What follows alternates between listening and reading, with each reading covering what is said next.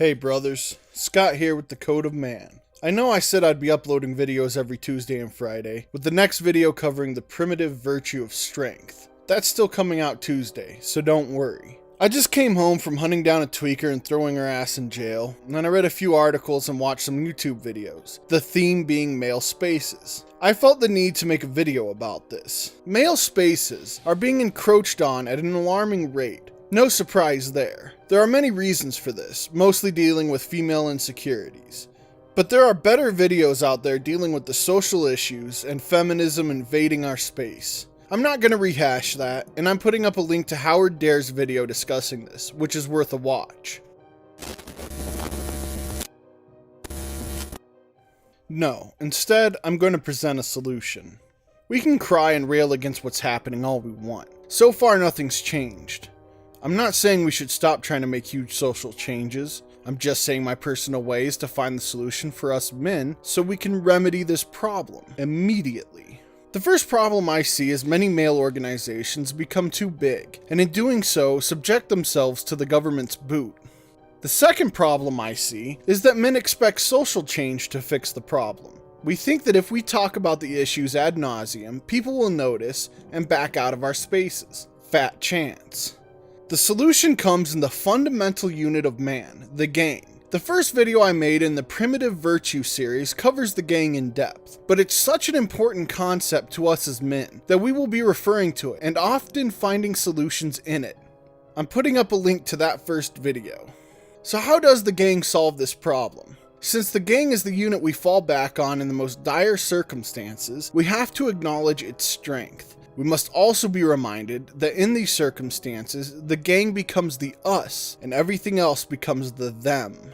Like our prehistoric and historic ancestors, we as gangs must establish our own territories. We must etch out the boundaries in which we exist in which the gang thrives in. Everyone else should be thrown out. We must set aside the notion that thousands of people have your back and are your friends. That male spaces can exist with thousands and thousands of men.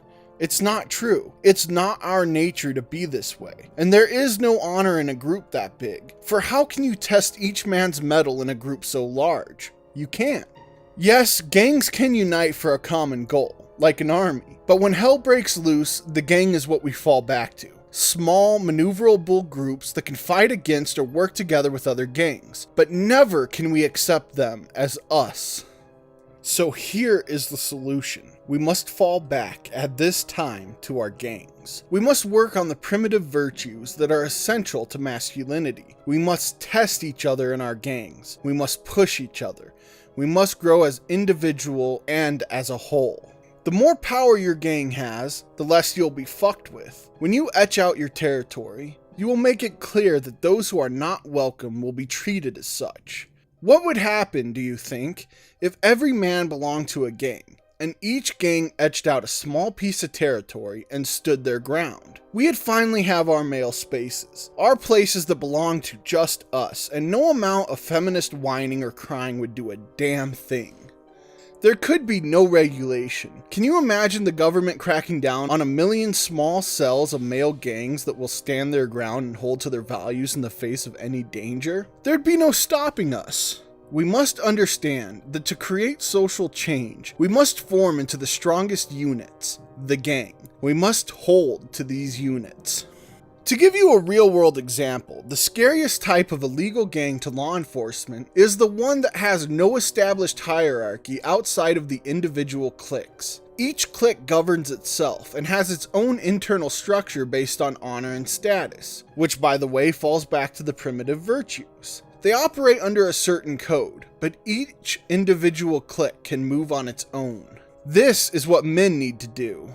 It's what we've always done. It's programmed into our nature. As I said before, we need to fall back into this unit as it is our strongest position. We need to use the primitive virtues, which are strength, courage, mastery, and honor, as both our operating code and goals to strive for. These primitive virtues are not just some ideals. They are our primal and instinctive masculinity. They are simply a part of us, no matter how much we suppress them.